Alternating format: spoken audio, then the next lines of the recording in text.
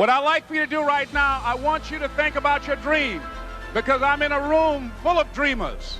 Think about your dream right now. I want you to think about it and envision it. Now, ladies and gentlemen, let me share something with you. I do not believe that any of us have dreams that were not given to us for the purpose of accomplishing those particular dreams. And I want to share something with you that has changed my life. I started out, as was indicated by Jack, it's very humble beginnings. I don't know what that dream is that you have. I don't care how far-fetched it might appear to be. I don't care how disappointing it might have been as you've been working toward that dream. But here's what I know, that dream that you're holding in your mind, that it's possible. Let's say that together, please. It's possible. See, sometimes we can't say, I can do that.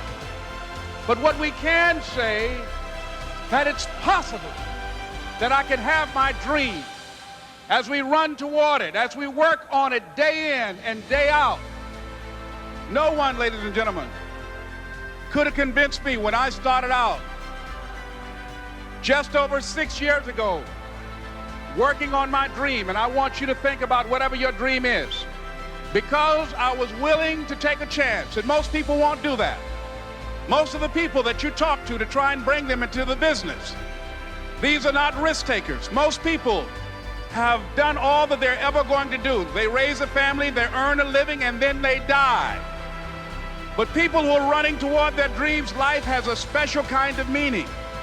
And here's what I will share with you, that in the process of working on your dreams, you are going to incur a lot of disappointment, a lot of failure, a lot of pain, a lot of setbacks, a lot of defeats.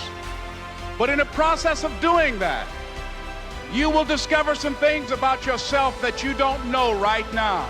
What you will realize is that you have greatness within you. What you'll realize is that you're more powerful than you can ever begin to imagine. What you will realize is that you are greater than your circumstances, that you don't have to go through life being a victim. As Jack indicated, I was born in Miami, Florida, in an area called Liberty City, in an abandoned building on a hard linoleum floor with my twin brother. We were 6 weeks of age. We were adopted. When I was in 5th grade, I was identified as EMR, labeled educable, mentally retarded, put back from the 5th grade into the 4th grade, and stayed in that category until I got out of high school. I don't have any college training, but I met a high school teacher who one day changed my life. I was waiting on another student, and when he came in, he said to me, "Young man, go to the board and write what I'm about to tell you."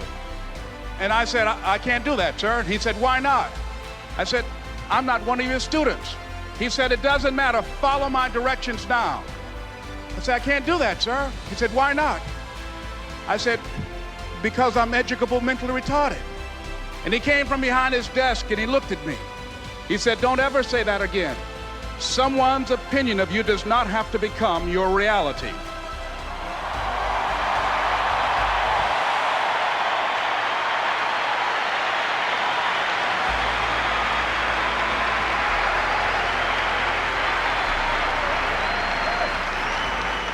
And that man, Mr. Leroy Washington, did something for me. He started planting seeds in my mind that enabled me to begin to dream, as Dexter has been doing for you.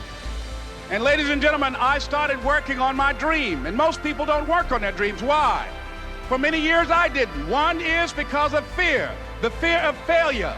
What if things don't work out? And the fear of success. What if they do and I can't handle it? The other thing is that most people, ladies and gentlemen, they get comfortable. They stop growing, they stop working on themselves, they stop stretching, they stop pushing themselves, and they end up becoming very cynical about life, and they throw in the towel on themselves and on their families and on their dreams. And the other thing is that most people don't feel worthy. What I'm doing now, I could have been doing years ago. But because I did not have a college education, because I didn't believe in myself, because I allowed other people's opinion of me to control my destiny, I didn't act on my ideas. So I applaud you for your dreaming, for your running toward your dream. I applaud you for believing in yourself, because that's what life is about, stretching and challenging, looking for ways that you can begin to improve yourself. And ladies and gentlemen, as a result of stretching out, of acting on my dream, and I don't know what that dream is for you, I can tell you that it's possible. No one could have convinced me that after just over 6 years, I will have my own book entitled Live Your Dreams. Just over 6 years, I would have 5 specials on public television. Just over 6 years, I've done motivational speaking for AT&T, Procter & Gamble, McDonald's Corporation, Xerox, IBM. Just over 6 years. I will now have my own talk show that will premiere on Monday, Labor Day. I'm saying to you, your dream is possible. Your dream is possible. But not only is it important that you believe and begin to know that it's possible for you to live your dream as you run toward it, but I've done something that I want to share with you called Choosing Your Future. In fact, I've developed a set of tapes talking about how to begin to create your own reality by choosing your future. And not only is it important for you to know it's possible for you to choose your future, but it's necessary that you work on yourself, that you develop yourself. It's necessary that you get the energy drainers out of your life, people who don't want anything, people who are not striving, people who are not challenging themselves, people who aren't growing, people who have stopped dreaming.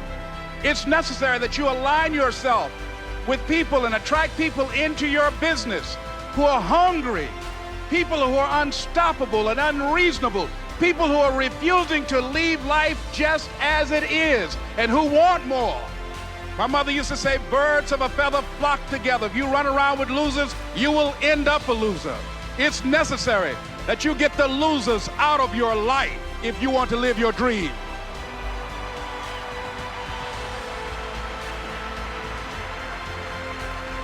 It's necessary to know that everybody won't see it, that everybody won't join you, that everybody won't have the vision.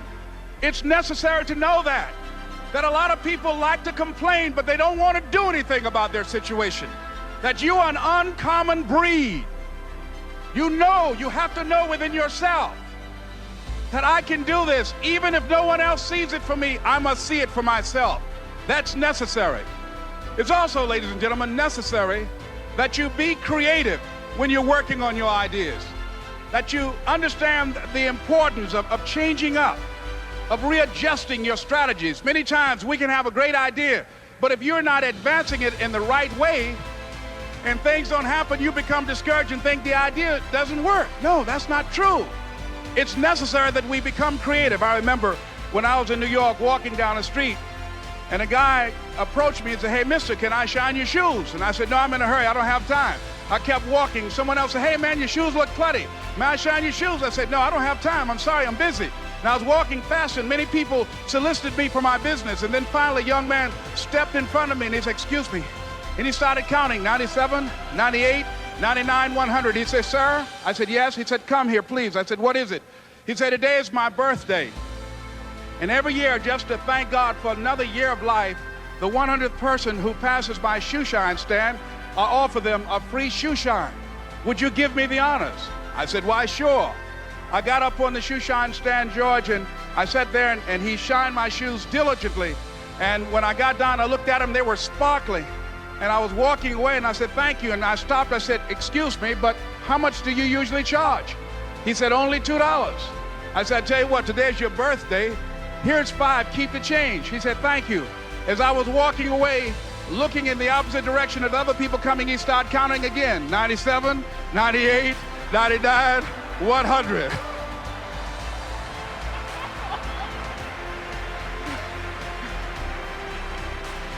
It's necessary that you be flexible, that you are always thinking of how can I improve this better. This is a customer-driven economy. it's necessary for you to always explore various ways in which you can improve the quality of service that you're providing for the people in your organization. I remember something, a major company had talked about the extra value service they were providing for their customers. And the lady who had the news conference summarized it this way. She said, "It's not our intention to satisfy our customers or to please our customers. Our intention is to amaze them." It's necessary, if you're going to compete today, that you look for ways to amaze your customers by being one of those individuals that keep your commitments, that keep your word, that's relentless. It's necessary as you work with the people that you bring into your organization, that they see that you're a good example of a person to work with, because you model integrity and determination and ambition and truth and honesty and the way in which you conduct business. The next step is, that is you. That is you. That no one can do it for you but you. And even though you face disappointments, even though you will experience some setbacks, it goes with the territory. You must understand that. I remember I was playing a game with my 9-year-old son, John Leslie, and I beat him 10 straight games in a game called Connect 4. And finally, I said, "John Leslie, I'm bored. I don't want to play you anymore." And I got up. I said, "I'm ready to go to sleep now." And repeat out to me, please. Let's say this together. It's not over until I win. John Leslie said, "No, you can't go now, Dad." I said, "Why?" He said, "It's not over until I win." That was his attitude. We sat down and we played several other games. And finally, after the 11th game, John Leslie won, and he got up and he yawned. And he said, "I'm ready to go to sleep now." And I'm saying to you, what if all of us took that attitude after we face a rejection and a no, or we have a meeting and no one shows up, or somebody say, "You can count on me," and they don't come through? What if we have that kind of attitude? The car's repossessed. Nobody believes in you. You've lost again and again and again. The lights are cut off, but you're still looking at your dream, reviewing it every day, and say to yourself, "It's not over until I win."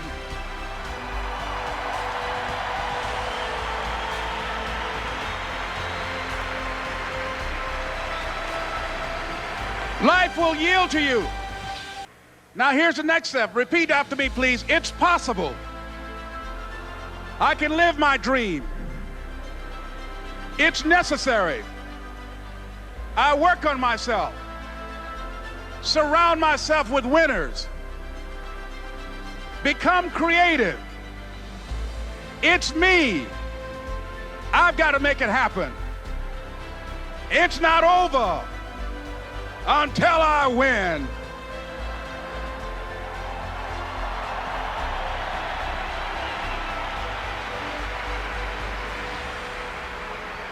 The next thing that's important to know, yes, it's possible that you can choose your future and direct the course of your life as you run toward your dream. It's necessary that you have goals, that you write those goals down, that you plan, that you think constantly of how you can begin to improve what it is that you're doing. If it's your presentations, if it's your recruiting skills, whatever that is, it's also necessary that you look for ways to always find a way to pull it out when everybody else thinks that you are defeated. That you've got to take personal responsibility to know that in order to become successful, you've got to make it your personal business to do it. But the next thing, ladies and gentlemen, I want to share with you that some of you already know that it's hard. It's not easy. It's hard changing your life. It was hard when just over 3 years ago in the Penobscot building in Detroit, Michigan, where I was operating my business, and I fell on some hard times, and I was sleeping in my office. It was hard coming into the lobby, and the security said, "Excuse me, Mr. Brown, can we see you for a moment?" And I said, "Yes." And I walked up to the counter, and he gave me an envelope. And he said, "Would you mind reading it here?" And I opened the envelope, and the envelope was from management that said, "This is an office tower. It's not a hotel. Please do not sleep in your office." And I said, "Excuse me, sir." I said, "I just worked long hours." in creating my business. I'm an entrepreneur. And right now, things are bad for me. But they're not going to be this way always. And I just ask for the opportunity to continue to operate like I'm doing. I'm not trying to make this my home. And it was hard coming through the lobby. And sometimes they would laugh. There's a guy talking about becoming successful. And look at him. He's bathing in the bathroom upstairs on the 21st floor. He sleeps on the floor. Him and two other dreamers up there. Look at him. It was hard, ladies and gentlemen, coming to speak to people. And I was facing financial difficulties in my own life. I was behind on my bills and my dreams, and I'm saying to them, you can live your dream. It was hard, ladies and gentlemen. It was very difficult to pick myself up each day believing that I could do it. There were times that I doubted myself. I said, God, why is this happening to me? I'm just trying to take care of my children and my mother. I'm not trying to steal or rob from anybody. Why did this have to happen to me? It was very hard. And here's what I want to say to you. For those of you that have experienced some hardships, don't give up on your dream. No one could have convinced me by holding on, by continuing to push forward, by continuing to run toward my dream, that one day I would have my own talk show. It's a long shot, ladies and gentlemen, from Liberty City, an abandoned building on a floor, never knowing my mother or father. It's a long shot. Being here with you today in this dome in Atlanta, it's a long shot. No college training, labeled educable, mentally retarded, but I kept running toward my dream.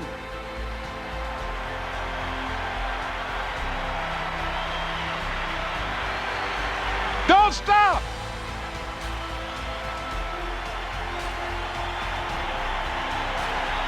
Don't stop.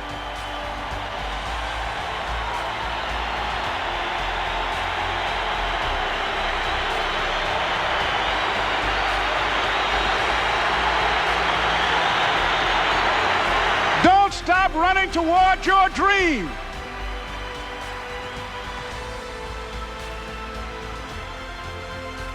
It's very important as you hold on to that dream. There are moments when you're going to doubt yourself. There are rough times are going to come, but they have not come to stay. They have come to pass. It's very important for you to know that. Don't say I'm having a bad day. Say I'm having a character building day.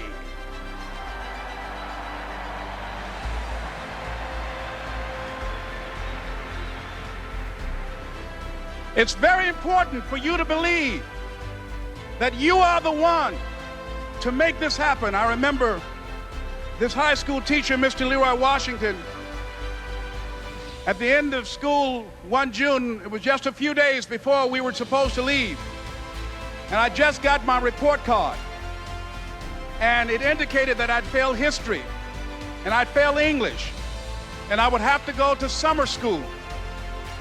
And I was feeling within myself that I was a failure, that I'm slower than most people in getting paperwork, and I was feeling down on myself and very negative. And Mr. Washington was giving a speech to the graduating seniors, and I was in 11th grade. And even though I wasn't supposed to be in there, I went in there because the speech he was giving, that speech was for me. And as he talked, my heart began to beat fast.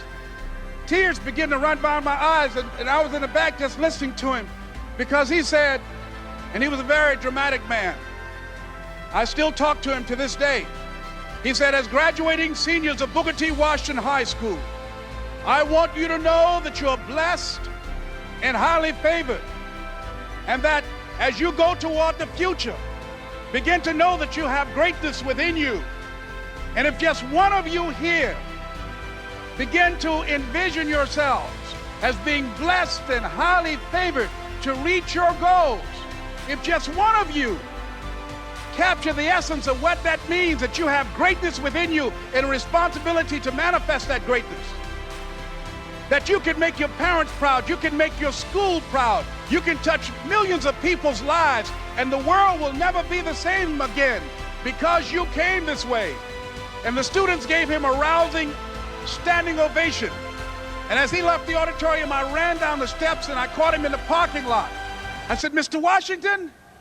He said, yes. I said, do you remember me, sir? He said, no. I said, my name is Leslie Brown. My mother, she works in the cafeteria here. I'm one of the twins, Leslie and Wesley. I said, Mr. Washington, but you know, I got these big dreams. I like talking to people. I love people. I said, I want to work with people, and I got this dream of buying my mama a home. Could I do that, Mr. Washington? He said, it's possible, Mr. Brown. And as he walked away, I called him again. I said, Mr. Washington? He said, what do you want now? I said, I'm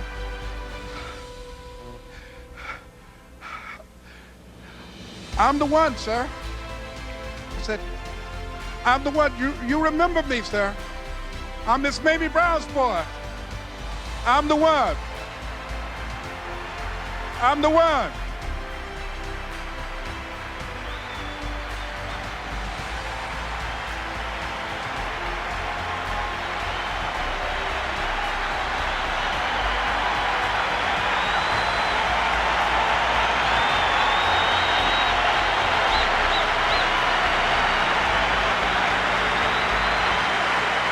And you must feel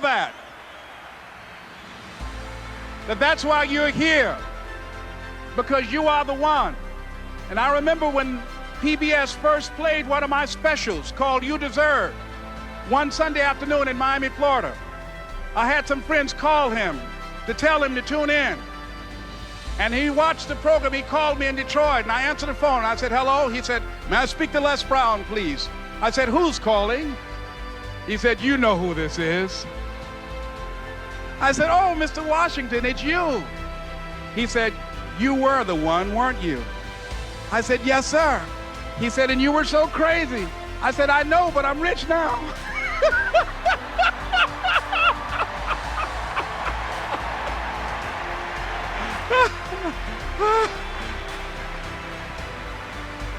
Ladies and gentlemen, it's not going to be easy. It was hard laying on the floor of the Penobscot building, looking out of the window, daydreaming, saying, Les, can you do this? Can you make this happen? I used to listen to tapes day in and day out about See You at the Top, my great friend Zig and Dennis Waitley and different other motivational speakers and Dr. Norman Vincent Peale. And Dexter saying, don't let nobody steal your dream. I used to ask myself, can I do this? And something said within me, you're the one. You're the one. And let me tell you something, ladies and gentlemen.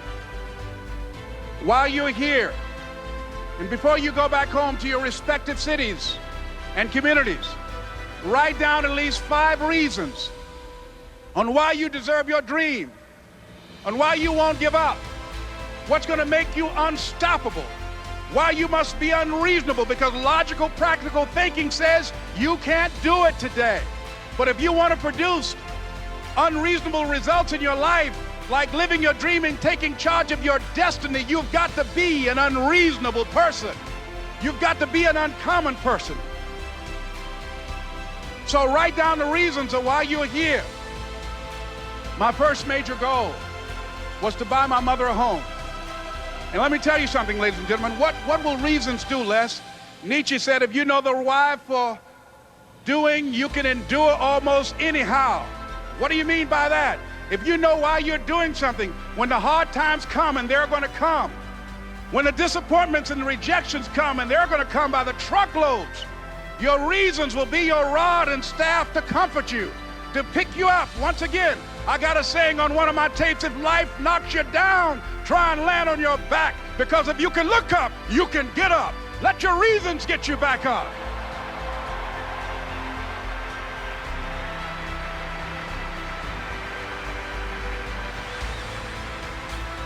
I remember when I bought the home for my mother, and she came out of the car. When I opened the door, I said, Mom, I think I know these people in this house. That was my first major goal. And then I couldn't conceal it anymore. I said, Mom, I got this for you. And as she went from room to room, looking at the house and saying, thank you, Jesus. Thank you, Lord. No one ever could have convinced me that this could have happened to me. And she looked at me, she said, Leslie, and you caused me so much problems as a boy. You were always into stuff. She said, no one could have convinced me that day when I walked in that house and this lady was holding you and your brother. And she said, ma'am, I want you to promise me 2 things. And she said, what is it? She says, 1, promise me that you won't separate them. She said, I want them raised together. I want them to know each other.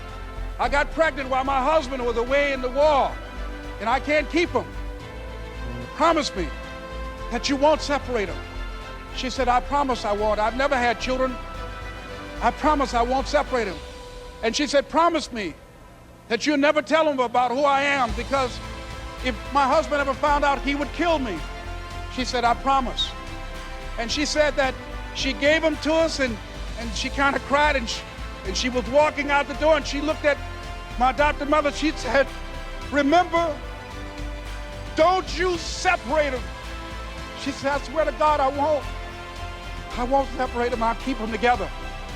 And she said, as I held y'all in my arms, I never had any children of my own. I didn't know how I was going to do it, but I knew with the help of God, I would do it. And ladies and gentlemen, my mother had a dream of having children and raising us. She didn't know how she's going to do it. You're going to be just like that. And some of you are already there. Well, you don't know how you're going to make this happen, but you just feel within yourself some way, somehow, with the help of God, I'm going to make it happen. Repeat after me, please. No matter how bad it is, or how bad it gets, I'm going to make it. I'm going to make it. Shake somebody's hand on your right and left and say, you got the right stuff.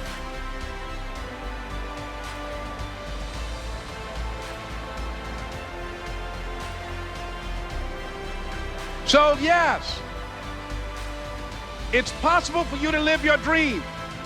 It's necessary that you associate with winners, that you work your system, that you are relentless, that you never give up. It's you. You've got to take personal responsibility. You've got to make it your personal business to make it happen. And you've got to resolve within yourself that I can do this, that it's hard, but you've got to say, I'm the one. I'm the one to make this happen. I'm the one to become successful in this business. As you work to help other people to become successful, that feeds your success. But you know it's going to be hard, but find out what will make it worth it for you. I told Mr. Washington I wanted to become a disc jockey. Someone asked me to tell this story. And he said, Les Brown, he said, if you want to do anything worthwhile in life, you've got to be hungry. And so I started working to develop myself. He said, I want you to practice every day being a disc jockey. I said, but I don't have any job now. He said, it doesn't matter. He said that it's better to be prepared for an opportunity and not have one than to have an opportunity and not be prepared. So every day I was working to develop myself. And that's what you must do. And as I was working to develop myself, I applied for a job as a disc jockey, WMB on Miami Beach. I went to a guy named Milton Butterball. I said, how you doing, Mr. Butterball? I'd like to get a job as a disc jockey. He looked at me, he said, you have any broadcast background? I said, no, sir, I don't. You have any journalism background? I said, no, sir, I don't. He said, we don't have any jobs available. I said, yes, sir. I went back to Mr. Washington and I told him, he said, don't take it personally. He said, most people are so negative, they will have to say no 7 times before they say yes. He said, go back again. So I went back again. I said, how you doing, Mr. Butterball? My name is Les Brown. He said, I know what your name is. What do you want? I said, I'd like to know whether or not you have any jobs at disc jockey, sir. He said, didn't I just tell you yesterday we didn't have any jobs? I said, yes, sir, but I know whether or not somebody got laid off or somebody was fired, sir. He said, no one was laid off or fired. Now get on out of here. I came back the next day. Hello, Mr. Butterball. How are you? He said, fine. What do you want now? I said, I'd like to know whether or not you got any jobs, sir. Didn't I tell you the last 2 days we didn't have any jobs? I said, yes, sir, but I don't know whether or not somebody got sick or somebody died, sir. He said, no one got sick or died. Now don't come back here and throw me out again. I came back the next day like I was seeing him for the first time. I said, hello, Mr. Butterball, how are you? He looked at me with rage. He said, go get me some coffee. I said, yes, sir.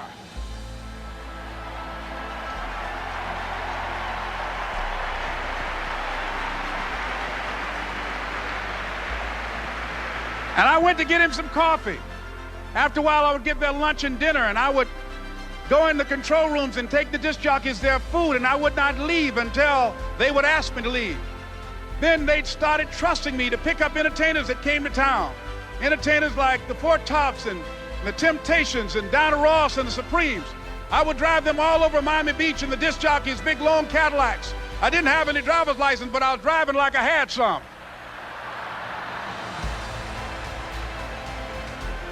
And one day, one Saturday afternoon, while I was at the radio station, a guy named Rock was drinking while he was on the air. I was the only one there, looking at him through the control room windows, walking back and forth, young, ready, and hungry. I was saying, drink, Rock, drink. Drink, Rock. I'd have gone to get him some more if he'd asked me to. Pretty soon the phone rang, and it was the general manager.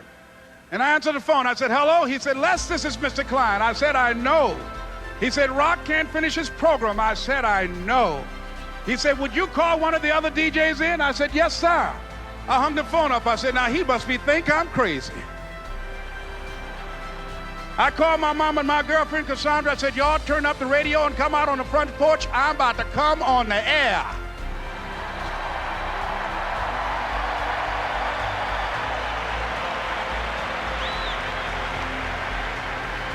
I waited for about 20 minutes, and I called him back. I said, Mr. Klein, I can't find nobody. He said, young boy, do you know how to work the controls? I said, yes, sir. He said, go in there and don't say nothing here. I said, yes, sir. I couldn't wait to get behind those controls. I put on an old Stevie Wonder record called Fingertips. I sat down behind that turntable. I said, look out, this is me, LB Triple P. Les Brown, your platter playing Papa. There were none before me, and there will be none after me. Therefore, that makes me the one and only. Young and single and love to mingle, certified, bona fide, indubitably qualified to bring you satisfaction, a whole lot of action. Look out, baby, I'm your love man. I was hungry. I was hungry. You gotta be hungry.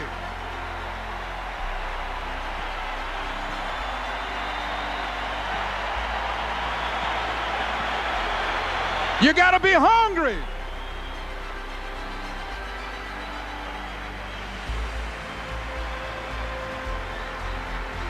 So, ladies and gentlemen, if you want to make your dream become reality, the people that are running at their dreams know that it's possible that you can live your dream, that it's necessary, that you're relentless, that you have a plan of action, that you are creative.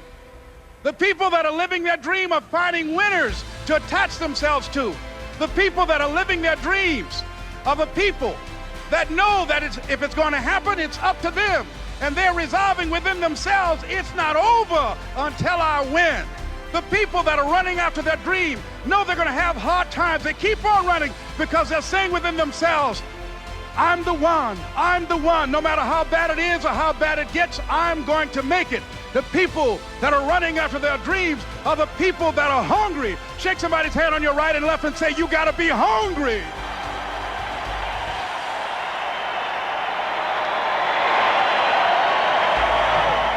And as you run toward your dream, I want to dedicate this to you that I love very much. I want to thank Dexter and all of you. It's something that I'm known by. It's on our tapes called Choosing Your Future, and it says simply this, that if you want a thing bad enough to go out and fight for it, to work day and night for it, to give up your time, your peace, and your sleep for it, if all that you dream and scheme is about it, and life seems useless and worthless without it, and if you gladly sweat for it and fret for it and plan for it and lose all your terror of the opposition for it, and if you simply go after that thing that you want with all of your capacity, strength and sagacity, faith, hope and confidence, and stern pertinacity, if neither cold poverty, famish or gulf, sickness or pain or body and brain can keep you away from the thing that you want, If dogged and grim, you besiege and beset it, with the help of God, you'll get it. This is Mrs. Mamie Brown's baby boy, Leslie Calvin Brown, saying, it's been a plumb pleasing pleasure as well as a privilege. Thank you.